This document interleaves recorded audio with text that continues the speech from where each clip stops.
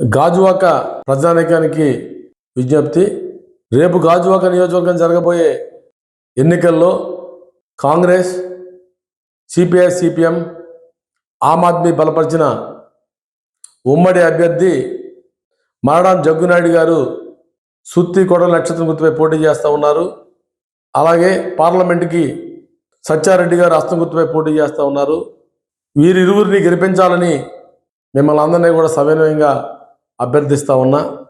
కారణం, గత 3.5 సంవత్సరాల నుంచి విశాఖ ఉక్కు తెలుగు హక్కు అంటూ కొట్లాడుతున్న మాకు మా పోరాటాన్ని చట్టసభల్లో నిలబెట్టేదానికోసం, మేము చేసే పోరాటాలు చట్టసభల్లో ప్రతిబింబించేదానికోసం జగ్గునాయుడు గారిని, సత్యారెడ్డి గారిని గెలిపించాలని చెప్పేసి విశాఖపట్నం స్టీల్ ప్లాంట్ అమ్మేస్తాం లేకపోతే మూసేస్తాం అని చెప్పేసి గంటా బజాయించిన బీజేపీకి మద్దతు పలికినటువంటి తెలుగుదేశం, జనసేన ఒక పక్క, 3.5 సంవత్సరాల నుంచి ముఖ్యమంత్రి గారు అపాయింట్మెంట్గా నోచుకున్నటువంటి పరిస్థితి ఇంకో పక్క, ఈ పక్క జిల్లాలో ఉన్నటువంటి గర్భంలో ఉన్న మ్యాంగనీస్ మైన్ కానీ, సారిపల్లిలో ఉన్న శాండ్ మైన్ కానీ, కింతాళ్ళలో ఉన్న క్వార్టర్ మైన్ కానీ కనీసం రెన్యువల్ చేయకుండా రాష్ట్ర ప్రభుత్వం అడ్డుకుంది.